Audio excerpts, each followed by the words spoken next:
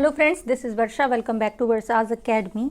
आप सभी को पता है कि एक वायरल न्यूज़ हो रही है कि जो आपका एकलव्य शिक्षक भर्ती का एग्ज़ाम है वो मे बी दिसंबर में कंडक्ट करा लिया जाएगा, ठीक है। एंड उसके 99% चांसेस हैं, ठीक है। ये मत सोचिए कि हाँ भाई 100% श्योर न्यूज़ आ गई है, क्योंकि ये भी आप सभी जानते हैं कॉन्फिडेंशियल न्यूज़ वायरल हुई है, ठीक है। तो हो भी सकता है एंड नहीं भी। अभी प्रक्रिया यही चल रही है कि आपका जो एग्ज़ाम है वो दिसंबर में हो जाए, जिसके 99% चांस हैं, ठीक है। तो उसको मद्देनज़र रखते हुए, मतलब दिसंबर के एग्ज़ाम को लेकर चलते हुए आज से हम जो सीरीज़ स्टार्ट कर रहे हैं वो आपके 2 प्रैक्टिस सेट की होगी। कि एक लैंग्वेज कॉम्पिटेंसी टेस्ट जिसमें आपके टोटल 30 क्वेश्चंस होंगे, जिसमें आपके हिंदी इंग्लिश के कंबाइंड क्वेश्चंस होंगे, ठीक है। एंड एक आपका जो प्रैक्टिस सेट है वो ऐसे चलेगा जिसमें computer, POCSO act and administrative aptitude के 30 क्वेश्चंस कंबाइंड होंगे, ठीक है। ये काफ़ी ज़्यादा यूज़फुल सीरीज़ रहने वाली है, इसको ज़रूर देखिएगा एंड इसको शेयर ज़्यादा से ज़्यादा करिए जिससे सभी स्टूडेंट्स को बेनिफिट मिल पाए। ओके, तो स्टार्ट करते हैं वीडियो। ये पहला प्रैक्टिस सेट है, वर्षाज अकेडमी को ज्वाइन ज़रूर करिए, ठीक है।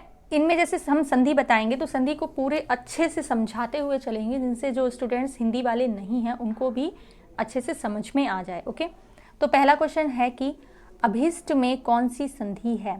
अभिष्ट को अगर हम तोड़ेंगे, किसी भी संधि को आप जब भी तोड़ें तो उसका विच्छेद ज़रूर करें। तो अभिधन ईष्ट, ठीक है, क्या होगा अभिधन ईष्ट।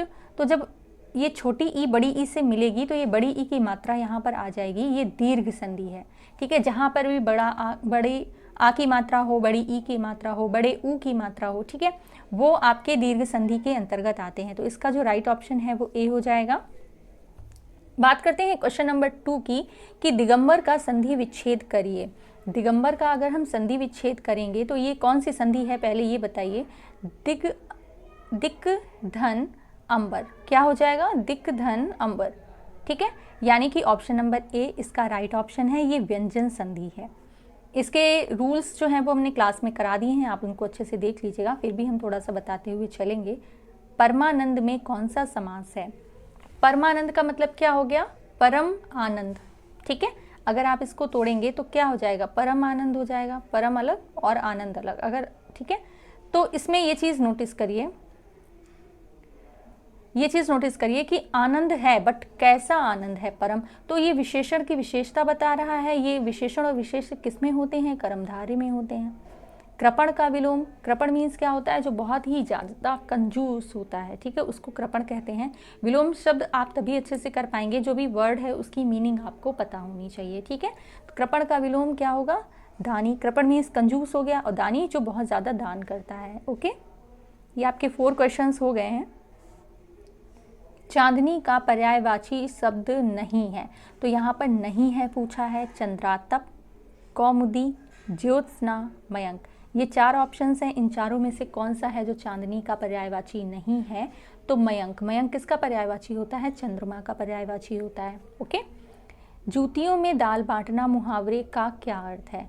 जूतियों में दाल बांटने का मुहावरे में अर्थ होता है अपनी प्रशंसा स्वयं करना, लज्जित करना, लड़ाई झगड़ा हो जाना, इज्जत बच जाना। तो इसका जो राइट ऑप्शन है वो सी होगा, ठीक है।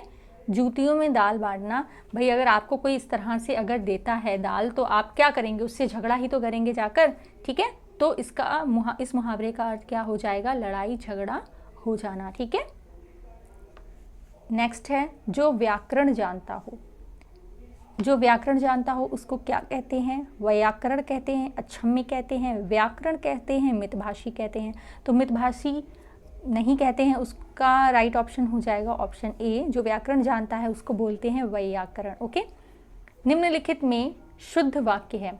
शुद्ध वाक्य बताना है यहाँ पर। भारत कभी ब्रिटेन के अधीन था, निरपराधी व्यक्ति को दंड नहीं मिलना चाहिए, बादशाह ने मुक्त हस्त दान किया, उसे पैतृक संपत्ति में हिस्सा नहीं मिला। तो इसका जो राइट ऑप्शन है वो डी है, ठीक है। शुद्ध वाक्य क्या है, डी।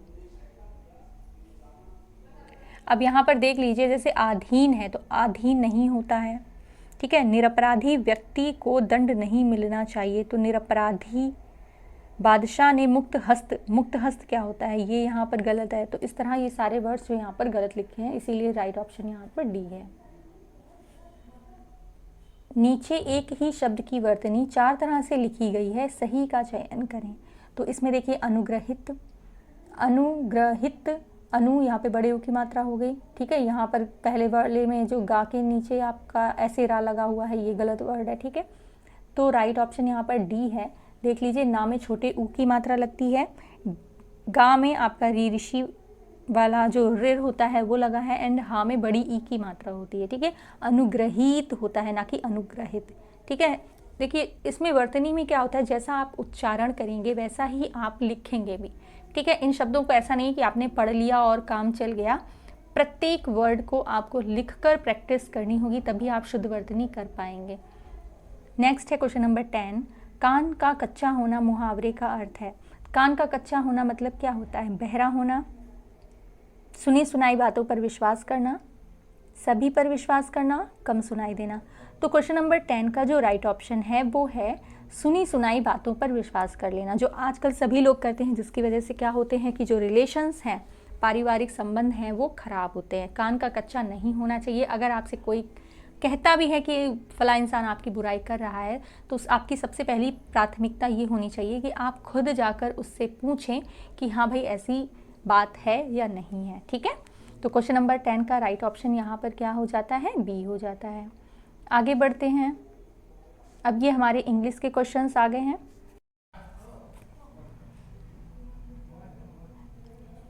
ये यहाँ पर देखिए क्वेश्चन नंबर 11 है, improve the underline phrase if necessary with the help of given option. ये जो अंडरलाइन फ्रेज दे रखा है उसका आपको राइट ऑप्शन बताना है, ठीक है। If I had not told you, you will not know the truth, ठीक है। अगर मैंने आपको नहीं बताया, if I had not told you, अगर मैंने आपको नहीं बताया होता, you will not know the truth, तो आपको सच्चाई नहीं पता होती, ठीक है। ये सेंटेंस होना चाहिए, बट यहाँ पर देखिए विल लगा हुआ है, और ये सेंटेंस किस में बना है? पास्ट में बना है, तो विल नहीं आएगा, क्या आएगा? You would not have known, ठीक है। राइट ऑप्शन इसका डी है।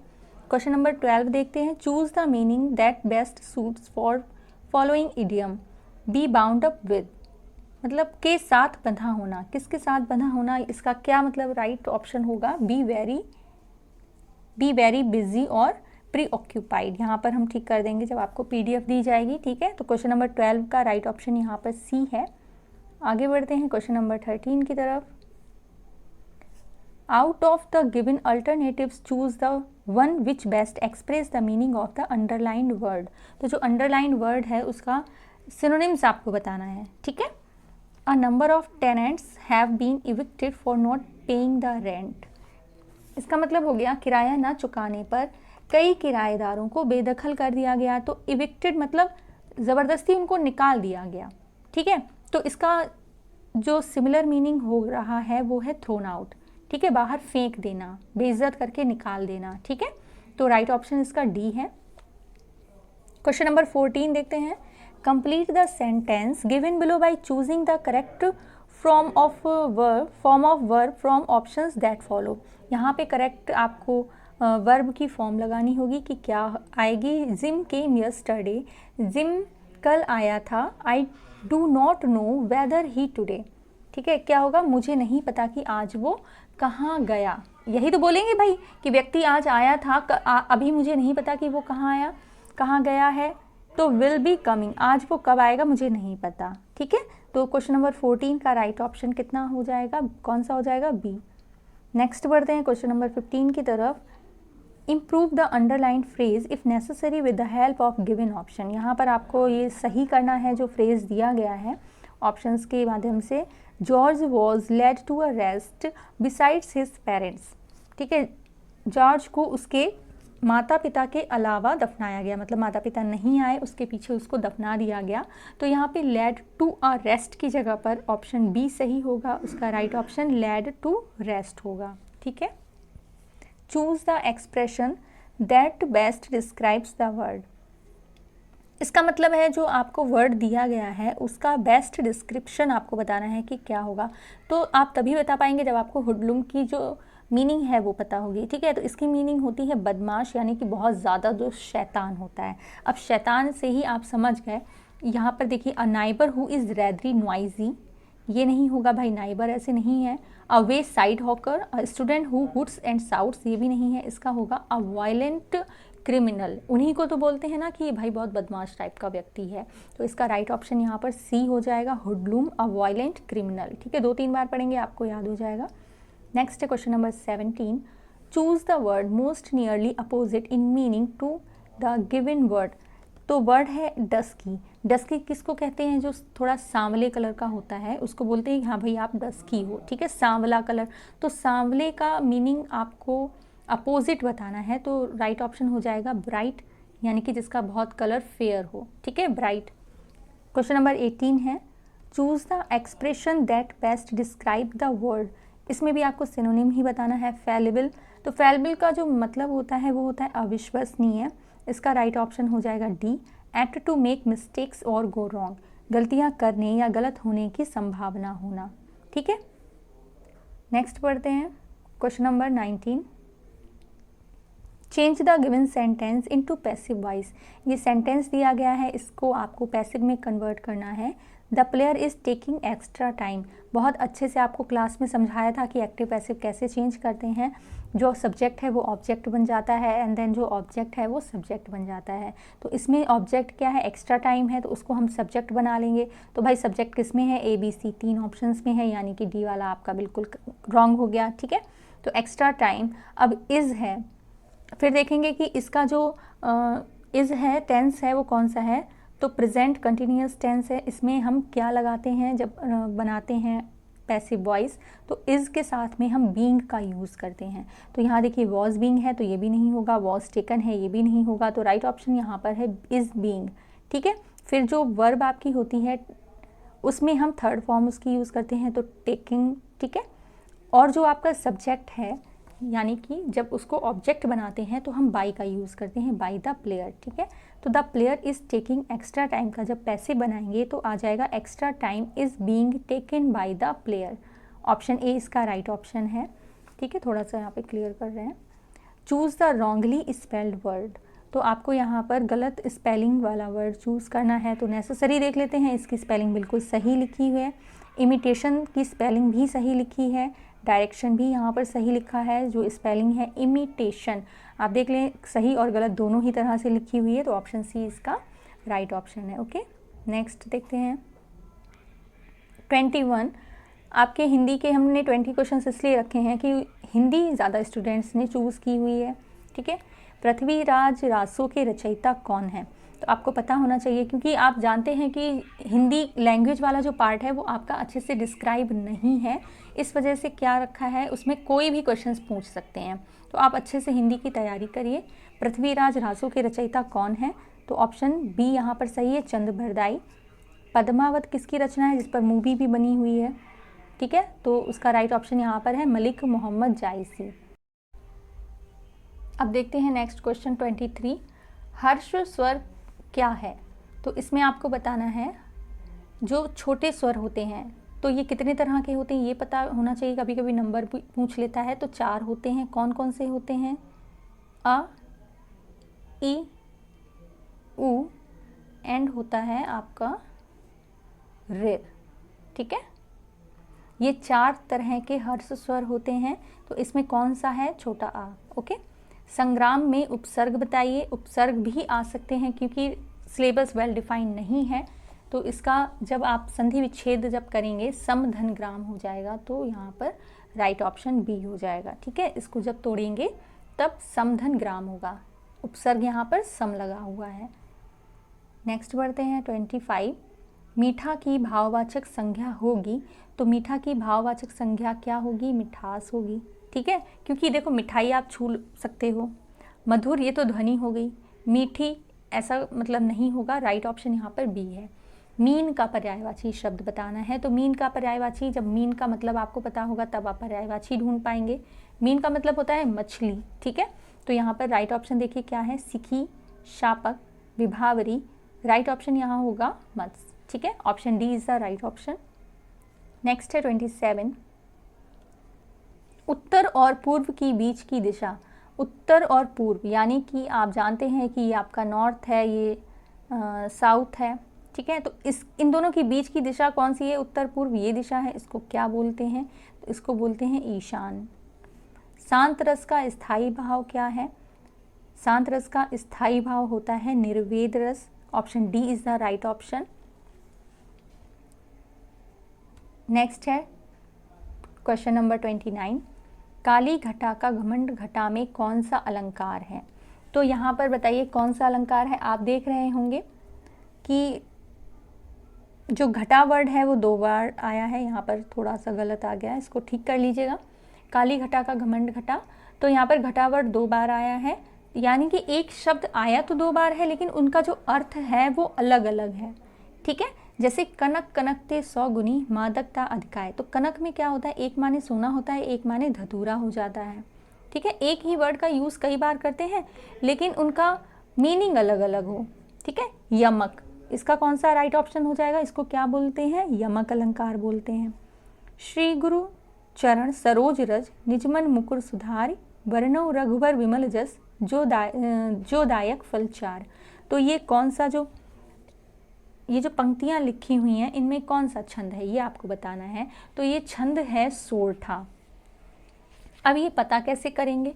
तो हमने आपको बताया था कि हम देखते हैं कि जो बड़ी मात्रा है, जिसमें बड़ी ई की मात्रा है, बड़े ऊ की मात्रा है या बड़ा अक्षर है, तो उसमें हम मात्रा लगाते हैं यस टाइप की, जिसको हम 2 काउंट करते हैं। कितना काउंट करते हैं? यश होता है उसको हम काउंट करते हैं 2 की मात्रा। एंड जो छोटी ऊ की मात्रा है, जैसे गा में छोटी ऊ की मात्रा लगी है तो उसमें हम 1 लिखेंगे एंड उसको काउंट भी 1 करेंगे। ठीक है, उसको काउंट क्या करेंगे?